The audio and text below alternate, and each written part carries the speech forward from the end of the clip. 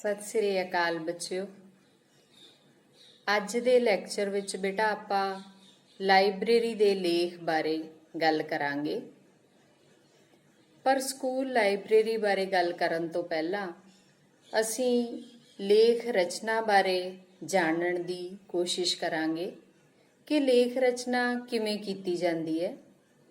ਲੇਖ ਰਚਨਾ ਕਰਦੇ ਸਮੇਂ ਸਾਨੂੰ ਕਿਹੜੀਆਂ-ਕਿਹੜੀਆਂ ਗੱਲਾਂ ਦਾ ਧਿਆਨ ਰੱਖਣਾ ਚਾਹੀਦਾ ਹੈ ਤਾਂ ਜੋ ਸਾਡਾ ਲੇਖ ਬਹੁਤ ਹੀ ਵਧੀਆ ਤੇ ਪ੍ਰਭਾਵਸ਼ਾਲੀ ਬਣ ਸਕੇ।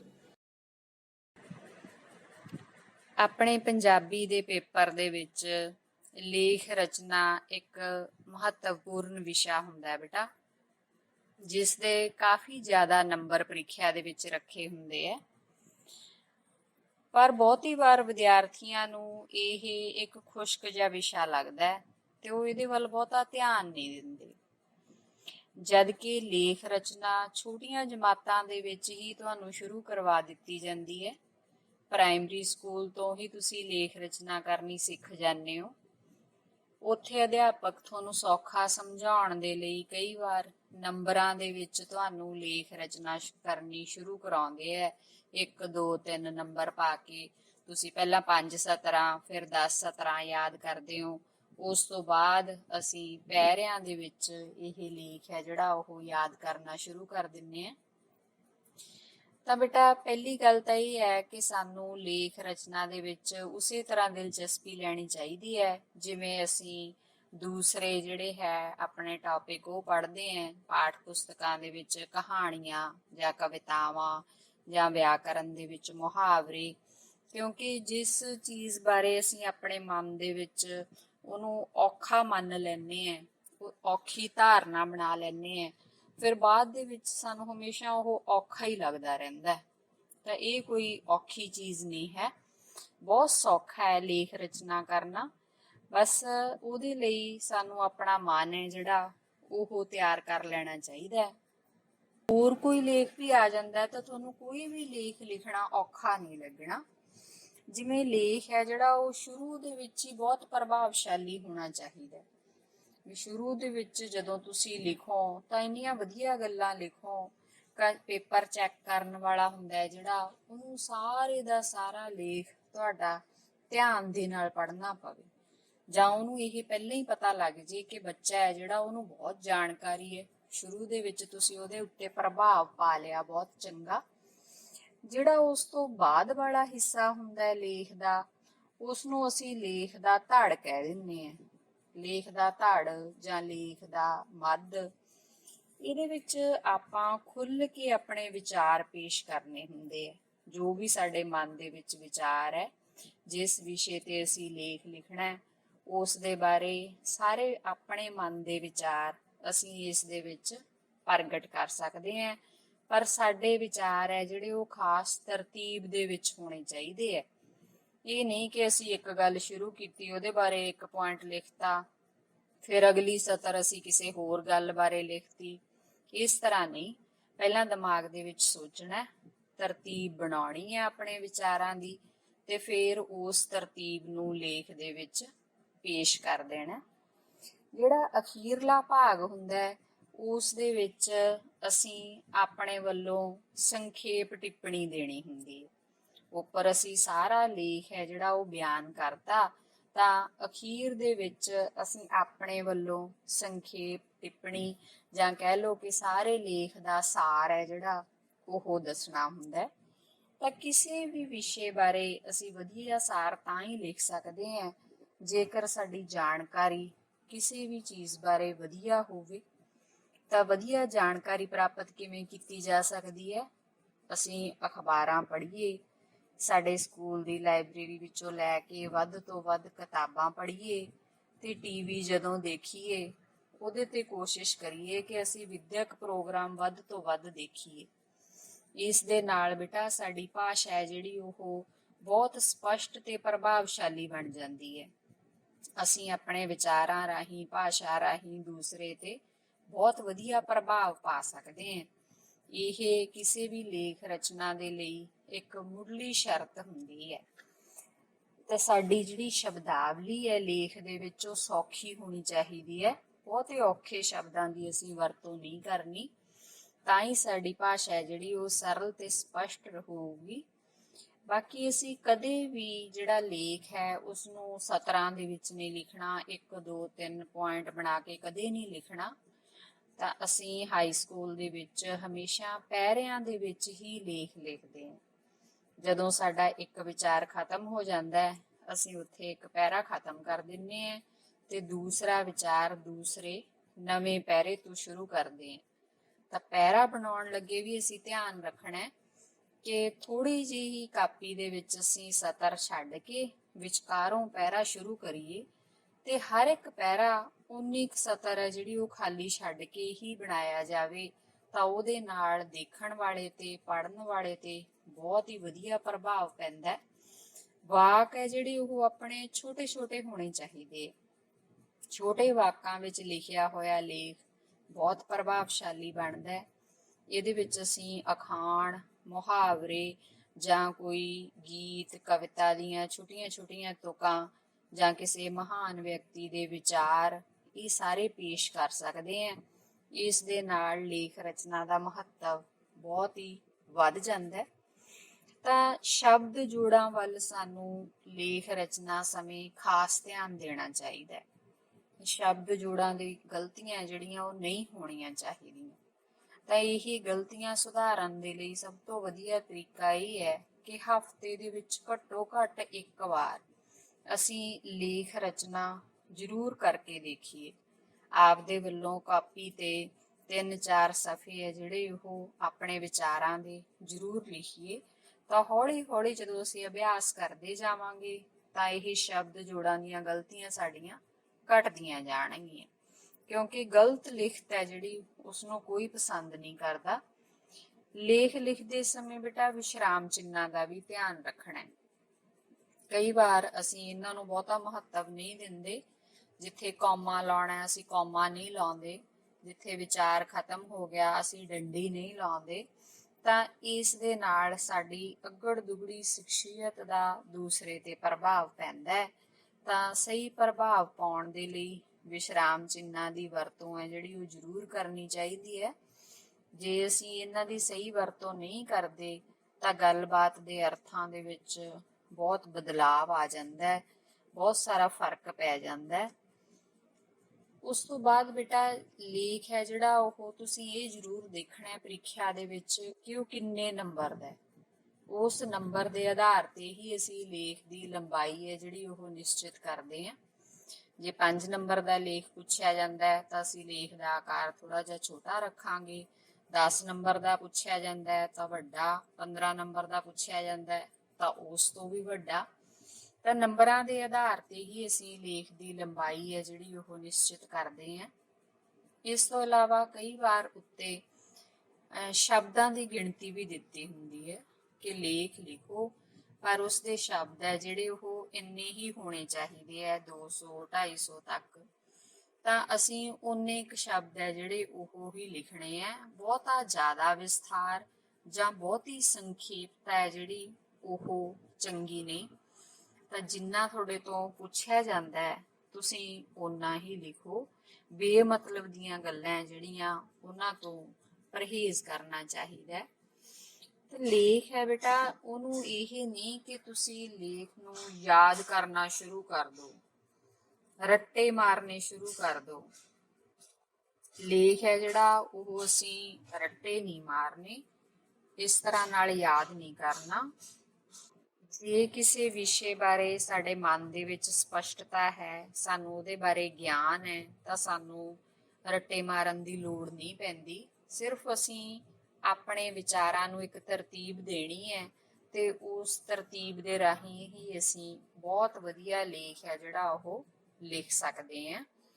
ਤਾਂ ਇਹ ਲੇਖ ਹੈ ਬੇਟੇ ਜਿਹੜੇ ਉਹ ਕਿਸੇ ਤਰ੍ਹਾਂ ਦੀ ਯਾਤਰਾ ਬਾਰੇ ਜਾਂ ਕਿਸੇ ਵਿਅਕਤੀ ਦੇ ਉੱਤੇ, ਕਿਸੇ ਗੁਰੂ ਦੇ ਉੱਤੇ ਹੋ ਸਕਦੇ ਹੈ, ਜਾਂ ਇਹ ਕਿਸੇ ਇੱਕ ਵਿਚਾਰ ਦੇ ਉੱਤੇ ਹੋ ਸਕਦੇ ਹੈ, ਜਾਂ ਕਿਸੇ ਦ੍ਰਿਸ਼ ਤੇ ਹੋ ਸਕਦੇ ਹੈ। ਤਾਂ ਲੇਖ ਹੈ ਜਿਹੜੀ ਉਹ ਬਹੁਤ ਤਰ੍ਹਾਂ ਦੇ ਹੁੰਦੇ ਹੈ। ਤੁਸੀਂ ਕੋਸ਼ਿਸ਼ ਇਹ ਕਰੋ ਕਿ ਇਸ ਤਰ੍ਹਾਂ ਦੇ ਜਿਹੜੇ ਵੱਡੇ ਪ੍ਰਸ਼ਨ ਹੁੰਦੇ ਆ ਉਹਨੂੰ ਪੇਪਰ ਦੇ ਵਿੱਚ ਅਖੀਰ ਤੇ ਕਰੋ, ਕਿਉਂਕਿ ਅਖੀਰ ਤੇ ਜਦੋਂ ਅਸੀਂ ਇਸ ਤਰ੍ਹਾਂ ਦਾ ਵੱਡਾ ਪ੍ਰਸ਼ਨ ਹੈ ਜਿਹੜਾ ਉਹ ਹੱਲ ਕਰਦੇ ਆਂ ਤਾਂ ਸਾਨੂੰ ਸਮਾਂ ਖਤਮ ਹੋਣ ਦੀ ਚਿੰਤਾ ਨਹੀਂ ਰਹਿੰਦੀ। ਅਸੀਂ ਆਪਣੇ ਹਿਸਾਬ ਦੇ ਨਾਲ ਇਸ ਨੂੰ ਹੱਲ ਕਰ ਸਕਦੇ ਹਾਂ। ਕੋਸ਼ਿਸ਼ ਕਰੋ ਕਿ ਲਿਖਦੇ ਸਮੇਂ ਬਹੁਤੀ ਕਟਾਵੱਡੀ ਨਾ ਹੋਵੇ, ਕਿਉਂਕਿ ਫਿਰ ਲਿਖਤ ਹੈ ਜਿਹੜੀ ਉਹ ਸੁੰਦਰ ਨਹੀਂ ਲੱਗਦੀ। ਜੇ ਸਮਾਂ ਹੋਵੇ ਤਾਂ ਲੇਖ ਲਿਖਣ ਤੋਂ ਬਾਅਦ ਇੱਕ ਵਾਰ ਉਸ ਨੂੰ ਪੜ੍ਹ ਜ਼ਰੂਰ ਲੈਣਾ ਚਾਹੀਦਾ ਹੈ। ਉਹਦੇ ਨਾਲ ਅਸੀਂ ਆਪਣੀਆਂ ਬਹੁਤੀਆਂ ਗਲਤੀਆਂ ਆਪ ਹੀ ਠੀਕ ਕਰ ਲੈਂਦੇ ਹਾਂ। ਤਾਂ ਜੇ ਅਸੀਂ ਬੇਟਾ ਇਹਨਾਂ ਗੱਲਾਂ ਦਾ ਧਿਆਨ ਰੱਖ ਕੇ ਕੋਈ ਵੀ ਲੇਖ ਪੇਪਰ ਦੇ ਵਿੱਚ ਲਿਖੀਏ ਤਾਂ ਸਾਡਾ ਲੇਖ ਬਹੁਤ ਹੀ ਪ੍ਰਭਾਵਸ਼ਾਲੀ ਹੋਵੇਗਾ ਤੇ ਸਾਨੂੰ ਉਹਦੇ ਵਿੱਚੋਂ ਬਹੁਤ ਸੋਹਣੇ ਨੰਬਰ ਮਿਲਣਗੇ। ਬੱਚਿਓ, ਸਕੂਲ ਲਾਇਬ੍ਰੇਰੀ ਸ਼ਬਦ ਬੋਲਦਿਆਂ ਹੀ ਸਾਡੀ ਕਲਪਨਾ ਦੇ ਵਿੱਚ ਅਨੇਕਾਂ ਤਰ੍ਹਾਂ ਦੀਆਂ ਪੁਸਤਕਾਂ ਆ ਜਾਂਦੀਆਂ ਨੇ। ਅਸਲ ਦੇ ਵਿੱਚ ਸਕੂਲ ਦਾ ਪੁਸਤਕਾਂ ਦੇ ਨਾਲ ਬਹੁਤ ਹੀ ਗੂੜਾ ਸੰਬੰਧ ਹੈ। ਉਸੇ ਤਰ੍ਹਾਂ ਸਕੂਲ ਦਾ ਲਾਇਬ੍ਰੇਰੀ ਦੇ ਨਾਲ ਵੀ ਬਹੁਤ ਗੂੜਾ ਸੰਬੰਧ ਹੈ। ਅਸਲ ਦੇ ਵਿੱਚ ਅਸੀਂ ਸਕੂਲ ਗਿਆਨ ਪ੍ਰਾਪਤੀ ਦੇ ਲਈ ਜਾਂਦੇ ਹਾਂ ਤੇ ਗਿਆਨ ਪ੍ਰਾਪਤੀ ਦੇ ਲਈ ਅਨੇਕਾਂ ਤਰ੍ਹਾਂ ਦੀਆਂ ਪੁਸਤਕਾਂ ਪੜ੍ਹਦੇ ਹਾਂ। ਇਹ ਪੁਸਤਕਾਂ ਵਧੇਰੇ ਕਰਕੇ ਸਾਡੇ ਪਾਠਕ੍ਰਮ ਨਾਲ ਸੰਬੰਧਿਤ ਹੁੰਦੀਆਂ ਨੇ, ਪਰ ਇੱਕ ਸਾਡਾ ਪੀਰੀਅਡ ਅਜਿਹਾ ਵੀ ਹੁੰਦਾ ਹੈ ਜਿਸ ਦੇ ਵਿੱਚ ਅਸੀਂ ਪਾਠਕ੍ਰਮ ਤੋਂ ਇਲਾਵਾ ਆਪਣੀ ਦਿਲਚਸਪੀ ਦੇ ਨਾਲ ਪੁਸਤਕਾਂ ਪੜ੍ਹਦੇ ਹਾਂ। ਉਹ ਪੁਸਤਕਾਂ ਬਹੁਤ ਹੀ ਰੰਗ ਬਿਰੰਗੀਆਂ ਤਸਵੀਰਾਂ ਵਾਲੀਆਂ, ਕੋਈ ਕਵਿਤਾ, ਕੋਈ ਕਹਾਣੀ, ਕੋਈ ਲੇਖ ਜਾਂ ਕੋਈ ਆਮ ਜਾਣਕਾਰੀ ਦੀ ਪੁਸਤਕ ਵੀ ਹੋ ਸਕਦੀ ਹੈ। ਤਾਂ ਬੱਚਿਓ, ਇਹ ਸਾਰੀਆਂ ਪੁਸਤਕਾਂ ਸਾਨੂੰ ਕਿੱਥੇ ਮਿਲਦੀਆਂ ਨੇ? ਸਾਡੇ ਸਕੂਲ ਦੀ ਲਾਇਬ੍ਰੇਰੀ ਦੇ ਵਿੱਚ। ਤਾਂ ਲਾਇਬ੍ਰੇਰੀ ਦੇ ਵਿੱਚ ਜਾ ਕੇ ਜੋ ਅਸੀਂ ਗਿਆਨ ਪ੍ਰਾਪਤ ਕਰਦੇ ਹਾਂ ਉਹ ਆਮ ਪਾਠਕ੍ਰਮ ਨਾਲੋਂ ਥੋੜ੍ਹਾ ਜਿਹਾ ਵੱਖਰਾ ਹੁੰਦਾ ਹੈ। ਹੌਲੀ ਹੌਲੀ ਜਦੋਂ ਸਾਡੀ ਰੁਚੀ ਵੱਧਦੀ ਜਾਂਦੀ ਹੈ ਤਾਂ ਅਸੀਂ ਸਾਡੇ ਸਕੂਲ ਦੀ ਲਾਇਬ੍ਰੇਰੀ ਵਿਚਲੀਆਂ ਪੁਸਤਕਾਂ ਦੇ ਨਾਲ ਦੋਸਤੀ ਪਾ ਲੈਂਦੇ ਹਾਂ, ਜਿਸ ਦੇ ਨਾਲ ਜਿਵੇਂ ਜਿਵੇਂ ਸਾਂਝ ਵੱਧਦੀ ਜਾਂਦੀ ਹੈ ਸਾਨੂੰ ਲਾਇਬ੍ਰੇਰੀ ਦਾ ਉਹ ਕਮਰਾ ਆਪਣੇ ਵੱਲ ਆਕਰਸ਼ਿਤ ਕਰਦਾ ਰਹਿੰਦਾ ਹੈ ਤੇ ਹੌਲੀ ਹੌਲੀ ਕਿਤਾਬਾਂ ਦੀ ਮਹਿਕ ਦੇ ਨਾਲ ਵੀ ਸਾਡੀ ਦੋਸਤੀ ਹੋ ਜਾਂਦੀ ਹੈ। ਤਾਂ ਬੱਚਿਓ, ਅੱਜ ਅਸੀਂ ਸਾਡੇ ਸਕੂਲ ਦੀ ਇਸੇ ਲਾਇਬ੍ਰੇਰੀ ਤੇ ਲੇਖ ਤਿਆਰ ਕਰਨਾ ਹੈ। ਜਿਹੜੇ ਬੱਚਿਆਂ ਦੀ ਸਕੂਲ ਦੀ ਲਾਇਬ੍ਰੇਰੀ ਦੇ ਨਾਲ ਵਿਸ਼ੇਸ਼ ਸਾਂਝ ਹੈ ਉਹ ਇਸ ਲੇਖ ਨੂੰ ਬਹੁਤ ਦਿਲਚਸਪੀ ਦੇ ਨਾਲ ਤਿਆਰ ਕਰਕੇ ਲਿਖਣਗੇ। ਜਿਹੜੇ ਬੱਚਿਆਂ ਦੀ ਹਾਲੇ ਲਾਇਬ੍ਰੇਰੀ ਦੇ ਨਾਲ ਬਹੁਤੀ ਸਾਂਝ ਨਹੀਂ ਬਣੀ, ਮੈਨੂੰ ਯਕੀਨ ਹੈ ਕਿ ਹੌਲੀ ਹੌਲੀ ਉਹ ਲਾਇਬ੍ਰੇਰੀ ਦੇ ਨਾਲ ਆਪਣੀ ਸਾਂਝ ਬਣਾਉਣਗੇ, ਉੱਥੋਂ ਦੀਆਂ ਪੁਸਤਕਾਂ ਨੂੰ ਪਿਆਰ ਕਰਨਗੇ ਤੇ ਫਿਰ ਉਹਨਾਂ ਨੂੰ ਵੀ ਇਹ ਲੇਖ ਤਿਆਰ ਕਰਨਾ ਕੋਈ ਬਹੁਤਾ ਮੁਸ਼ਕਿਲ ਨਹੀਂ ਲੱਗਣਾ। ਤਾਂ ਬੱਚਿਓ, ਜਦੋਂ ਅਸੀਂ ਇਹ ਲੇਖ ਲਿਖਣਾ ਹੈ ਤਾਂ ਸਭ ਤੋਂ ਪਹਿਲਾਂ ਅਸੀਂ ਲਾਇਬ੍ਰੇਰੀ ਦੇ ਮਹੱਤਵ ਬਾਰੇ, ਲਾਇਬ੍ਰੇਰੀ ਦੇ ਬਾਰੇ ਲਿਖਣਾ ਹੈ। ਕੋਈ ਵੀ ਲੇਖ ਜਦੋਂ ਅਸੀਂ ਤਿਆਰ ਕਰਨਾ ਹੈ ਤਾਂ ਉਸ ਦੀ ਭੂਮਿਕਾ ਭਾਵ ਉਸ ਦਾ ਪਹਿਲਾ ਪਹਿਰਾ ਆਮ ਜਾਣਕਾਰੀ ਵਾਲਾ ਹੁੰਦਾ ਹੈ। ਤਾਂ ਜਦੋਂ ਅਸੀਂ ਸਕੂਲ ਲਾਇਬ੍ਰੇਰੀ ਲੇਖ ਲਿਖਾਂਗੇ ਤਾਂ ਪਹਿਲੇ ਪਹਿਰੇ ਦੇ ਵਿੱਚ ਅਸੀਂ ਕੀ ਲਿਖ ਸਕਦੇ ਹਾਂ? ਜਿੰਨੀ ਅਹਿਮੀਅਤ ਮਨੁੱਖੀ ਜੀਵਨ ਵਿੱਚ ਖੇਡਾਂ ਦੀ ਹੈ ਓਨੀ ਹੀ ਲਾਇਬ੍ਰੇਰੀ ਦੀ ਹੈ। ਖੇਡਾਂ ਸਰੀਰਕ ਤੌਰ ਤੇ ਤੰਦਰੁਸਤੀ ਰੱਖਦੀਆਂ ਹਨ ਤੇ ਲਾਇਬ੍ਰੇਰੀ ਦਿਮਾਗੀ ਤੌਰ ਤੇ ਮਨੁੱਖ ਨੂੰ ਅਮੀਰੀ ਪ੍ਰਦਾਨ ਕਰਦੀ ਹੈ। ਤਾਂ ਬੱਚਿਓ, ਇਹ ਸਾਡੇ ਲਾਇਬ੍ਰੇਰੀ ਦਾ ਮਹੱਤਵ ਹੈ। ਉਸ ਤੋਂ ਬਾਅਦ ਅਸੀਂ ਸਕੂਲ ਦੀ ਲਾਇਬ੍ਰੇਰੀ ਦੇ ਬਾਰੇ ਕੀ ਕੁਝ ਲਿਖ ਸਕਦੇ ਹਾਂ, ਆਓ ਜਾਣੀਏ। ਹਰੇਕ ਸਕੂਲ ਵਿੱਚ ਇੱਕ ਲਾਇਬ੍ਰੇਰੀ ਹੁੰਦੀ ਹੈ। ਇਹ ਲਾਇਬ੍ਰੇਰੀ ਬੰਦ ਕਮਰੇ ਵਿੱਚ ਵੀ ਹੋ ਸਕਦੀ ਹੈ ਜਾਂ ਇੱਕ ਕੋਨੇ ਵਿੱਚ ਵੀ ਹੋ ਸਕਦੀ ਹੈ। ਕਿਤਾਬਾਂ ਦੇ ਖਜ਼ਾਨੇ ਨਾਲ ਭਰੀ ਲਾਇਬ੍ਰੇਰੀ ਕਿਸੇ ਵੀ ਸੰਸਥਾ ਦੀ ਜਾਇਦਾਦ ਹੁੰਦੀ ਹੈ। ਸਾਡੇ ਸਕੂਲ ਵਿੱਚ ਲਾਇਬ੍ਰੇਰੀ ਲਈ ਇੱਕ ਵੱਖਰਾ ਕਮਰਾ ਬਣਿਆ ਹੋਇਆ ਹੈ, ਜਿਸ ਵਿੱਚ ਲਗਭਗ 1000 ਕਿਤਾਬਾਂ ਦੀ ਸ਼ਾਨਦਾਰ ਲਾਇਬ੍ਰੇਰੀ ਬਣੀ ਹੋਈ ਹੈ। ਤਾਂ ਬੱਚਿਓ, ਇਸ ਤਰ੍ਹਾਂ ਅਸੀਂ ਲਾਇਬ੍ਰੇਰੀ ਦੇ ਬਾਰੇ ਦੱਸਣਾ ਦੂਸਰੇ ਪਹਿਰੇ ਦੇ ਵਿੱਚ, ਜਿਹਦੇ ਵਿੱਚ ਅਸੀਂ ਆਪਣੇ ਸਕੂਲ ਦੀ ਲਾਇਬ੍ਰੇਰੀ ਦੇ ਬਾਰੇ ਵੀ ਜਾਣਕਾਰੀ ਦੇਣੀ ਹੈ। ਤਾਂ ਇਹ ਜਾਣਕਾਰੀ ਦੇਣ ਤੋਂ ਬਾਅਦ ਅਸੀਂ ਹੁਣ ਆਪਣੇ ਸਕੂਲ ਦੀ ਲਾਇਬ੍ਰੇਰੀ ਦੇ ਵੱਲ ਝਾਤ ਮਾਰੀਏ ਕਿ ਸਾਡੇ ਸਕੂਲ ਦੀ ਲਾਇਬ੍ਰੇਰੀ ਦੇ ਵਿੱਚ ਕੀ ਕੁਝ ਹੈ। ਤਾਂ ਅਸੀਂ ਇਸ ਤੋਂ ਅੱਗੇ ਉਹ ਸਾਰਾ ਕੁਝ ਦੱਸਣ ਦਾ ਯਤਨ ਕਰਾਂਗੇ। ਲਾਇਬ੍ਰੇਰੀ ਦੀਆਂ ਕਿਤਾਬਾਂ ਵੰਡਣ ਤੇ ਜਮ੍ਹਾਂ ਕਰਨ ਲਈ ਇੱਕ ਲਾਇਬ੍ਰੇਰੀਅਨ ਹੈ। ਲਾਇਬ੍ਰੇਰੀਅਨ ਦਾ ਮੇਜ਼ ਅੰਦਰ ਵੜਦੇ ਸਾਰ ਸਾਹਮਣੇ ਹੀ ਹੈ। ਮੇਜ਼ ਉੱਪਰ ਇੱਕ ਪੁਸਤਕ ਸੂਚੀ ਹੈ, ਜਿਸ ਵਿੱਚ ਹਰ ਲੇਖਕ ਦੀਆਂ ਕਿਤਾਬਾਂ ਦੇ ਨਾਮ ਤੇ ਨੰਬਰ ਅਲੱਗ-ਅਲੱਗ ਲੜੀਵਾਰ ਲਿਖੇ ਹੋਏ ਹਨ।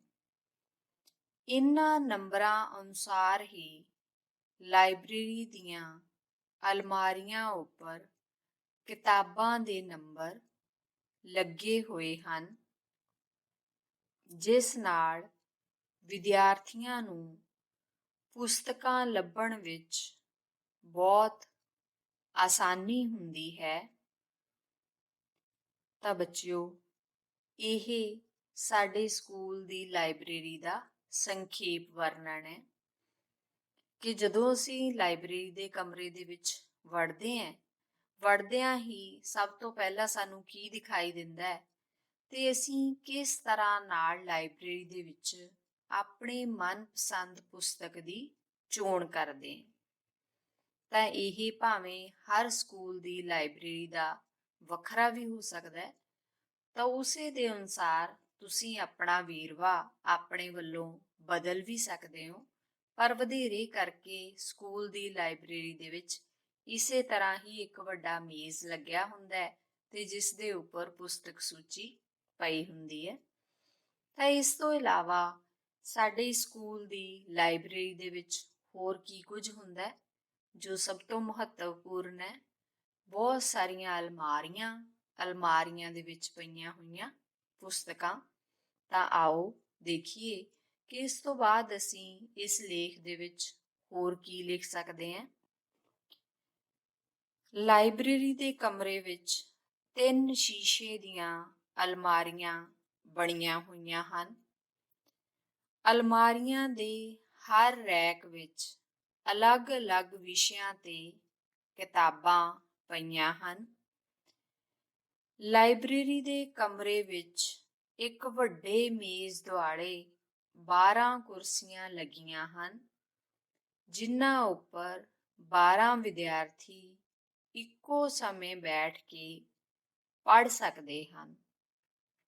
ਤਾਂ ਬੱਚਿਓ, ਇਹ ਮੇਜ਼ ਸਾਡੇ ਸਕੂਲ ਵਿੱਚ ਵਿਦਿਆਰਥੀਆਂ ਦੀ ਗਿਣਤੀ ਤੇ ਲਾਇਬ੍ਰੇਰੀ ਦੇ ਕਮਰੇ ਦੇ ਹਿਸਾਬ ਨਾਲ ਇੱਕ ਤੋਂ ਵੱਧ ਵੀ ਹੋ ਸਕਦੇ ਹੈ।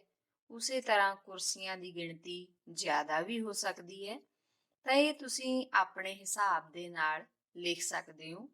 ਇਹਦੇ ਲਈ ਕੋਈ ਜ਼ਰੂਰੀ ਨਹੀਂ ਕਿ ਅਸੀਂ ਲਾਇਬ੍ਰੇਰੀ ਦੇ ਵਿੱਚ ਇੱਕ ਮੇਜ਼ ਹੀ ਲੱਗਿਆ ਦਿਖਾਉਣਾ ਹੈ ਜਾਂ 2 ਹੀ ਲੱਗੇ ਦਿਖਾਉਣੇ ਹੈ। ਤਾਂ ਇਹਨਾਂ ਦੀ ਗਿਣਤੀ ਵੱਧ ਘੱਟ ਹੋ ਸਕਦੀ ਹੈ। ਇਸ ਤੋਂ ਇਲਾਵਾ ਹੁਣ ਪੁਸਤਕਾਂ ਤੇ ਵਿਦਿਆਰਥੀਆਂ ਤੋਂ ਇਲਾਵਾ ਲਾਇਬ੍ਰੇਰੀ ਦੇ ਵਿੱਚ ਹੋਰ ਕੀ ਕੁਝ ਹੋ ਸਕਦਾ ਹੈ ਜੋ ਬਹੁਤ ਮਹੱਤਵਪੂਰਨ ਹੈ, ਉਹ ਹੈ ਪੜ੍ਹਨ ਦਾ ਮਾਹੌਲ। ਤਾਂ ਉਹ ਮਾਹੌਲ ਕਿਸ ਤਰ੍ਹਾਂ ਬਣਦਾ ਹੈ? ਅਨੁਸ਼ਾਸਨ ਰੱਖਣ ਨਾਲ। ਤਾਂ ਇਸ ਤੋਂ ਬਾਅਦ ਅਸੀਂ ਇਸ ਗੱਲ ਬਾਰੇ ਲੇਖ ਦੇ ਵਿੱਚ ਲਿਖ ਸਕਦੇ ਹਾਂ। ਲਾਇਬ੍ਰੇਰੀ ਵਿੱਚ ਚੁੱਪ ਰਹਿਣ ਦਾ ਅਨੁਸ਼ਾਸਨ ਰੱਖਣਾ ਬਹੁਤ ਜ਼ਰੂਰੀ ਹੈ, ਤਾਂ ਜੋ ਇਕਾਗਰ ਚਿੱਤ ਹੋ ਕੇ ਪੜ੍ਹਿਆ ਜਾ ਸਕੇ। ਵਿਦਿਆਰਥੀ ਇੱਥੇ ਬੈਠ ਕੇ ਹਰ ਪ੍ਰਕਾਰ ਦਾ ਤਾਜ਼ਾ ਗਿਆਨ ਪ੍ਰਾਪਤ ਕਰ ਸਕਦੇ ਹਨ।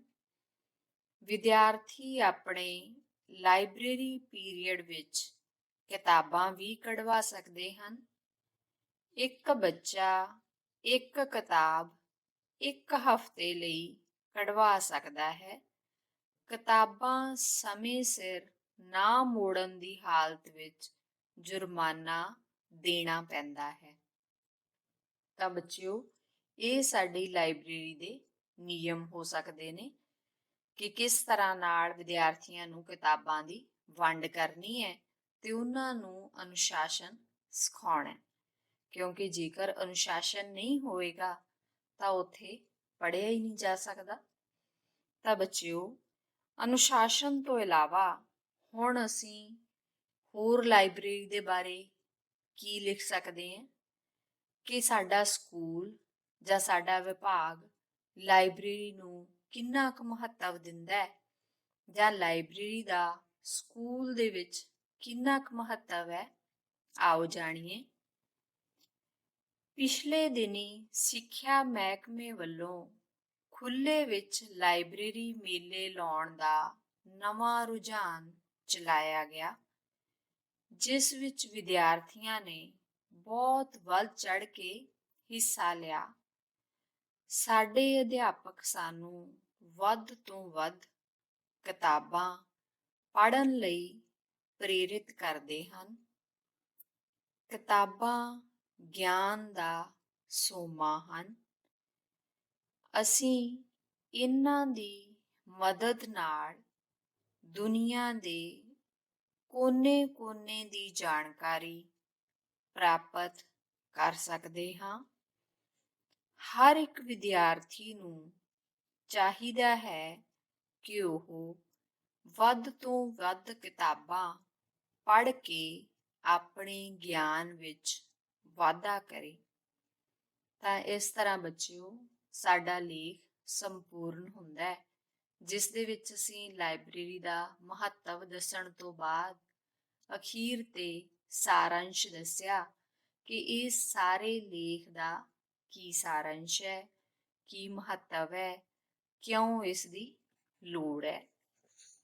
ਤਾਂ ਬੱਚਿਓ, ਕੋਈ ਵੀ ਲੇਖ ਲਿਖਦਿਆਂ ਇਸ ਗੱਲ ਦਾ ਵਿਸ਼ੇਸ਼ ਧਿਆਨ ਰੱਖਣਾ ਹੈ ਕਿ ਇਹ ਪੁਸਤਕਾਂ ਦੇ ਵਿੱਚ ਜੋ ਲੇਖ ਦਿੱਤੇ ਹੋਏ ਨੇ, ਉਹ ਸਿਰਫ ਤੁਹਾਨੂੰ ਰਾਹ ਦਿਖਾਉਣ ਲਈ ਨੇ। ਤੁਸੀਂ ਆਪਣੀ ਕਲਪਨਾ ਦਾ ਸਹਾਰਾ ਲੈ ਕੇ ਆਪਣੇ ਸ਼ਬਦਾਂ ਦੇ ਵਿੱਚ ਹੀ ਲੇਖ ਤਿਆਰ ਕਰਨਾ ਹੈ। ਕਿਸੇ ਵੀ ਲੇਖ ਨੂੰ ਜੋ ਪੁਸਤਕਾਂ ਦੇ ਵਿੱਚ ਦਿੱਤੇ ਹੋਏ ਨੇ ਹੂਬਹੂ ਯਾਦ ਕਰਨ ਦਾ ਯਤਨ ਨਹੀਂ ਕਰਨਾ। ਉਸ ਦੇ ਨਾਲ ਤੁਹਾਡੀ ਕਲਪਨਾ ਦੀ ਉਡਾਰੀ ਖਤਮ ਹੋ ਜਾਂਦੀ ਹੈ। ਜੇਕਰ ਤੁਸੀਂ ਆਪਣੀ ਕਲਪਨਾ ਦੀ ਸਹਾਇਤਾ ਦੇ ਨਾਲ ਆਪਣੇ ਸ਼ਬਦਾਂ ਦੇ ਵਿੱਚ ਲੇਖ ਲਿਖੋਗੇ ਤਾਂ ਉਹ ਵਧੇਰੇ ਮੌਲਿਕ ਤੇ ਪ੍ਰਭਾਵਸ਼ਾਲੀ ਬਣਦਾ ਹੈ। ਜਿਸ ਤਰ੍ਹਾਂ ਨਾਲ ਆਪਾਂ ਗੱਲ ਕੀਤੀ ਕਿ ਸਕੂਲ ਵੱਡੇ ਛੋਟੇ ਨੇ, ਉਸੇ ਤਰ੍ਹਾਂ ਲਾਇਬ੍ਰੇਰੀ ਵੱਡੀ ਛੋਟੀ ਹੈ, ਕਿਤਾਬਾਂ ਦੀ ਗਿਣਤੀ ਵੱਧ ਘੱਟ ਹੋ ਸਕਦੀ ਹੈ। ਉਸ ਦੇ ਅਨੁਸਾਰ ਤੁਸੀਂ ਆਪਣੇ ਸ਼ਬਦ ਹੈ ਜਿਹੜੇ ਉਹ ਜ਼ਰੂਰ ਬਦਲਨੇ ਨੇ। ਬਾਕੀ ਲਾਇਬ੍ਰੇਰੀ ਦੇ ਵਿੱਚ ਜੋ ਅਨੁਸ਼ਾਸਨ ਹੈ, ਜੋ ਪੁਸਤਕਾਂ ਨੇ ਅਲਮਾਰੀਆਂ ਦੇ ਵਿੱਚ ਪਈਆਂ ਨੇ, ਉਹ ਜ਼ਰੂਰ ਉਸੇ ਤਰ੍ਹਾਂ ਹੀ ਰਹਿਣਗੀਆਂ। ਤਾਂ ਆਓ ਅਸੀਂ ਆਪਣੀ ਕਲਪਨਾ ਦੀ ਸਹਾਇਤਾ ਦੇ ਨਾਲ ਆਪਣੇ ਸ਼ਬਦਾਂ ਦੇ ਵਿੱਚ ਇਹ ਲੇਖ ਸਿਰਜਣ ਦਾ ਯਤਨ ਕਰੀਏ।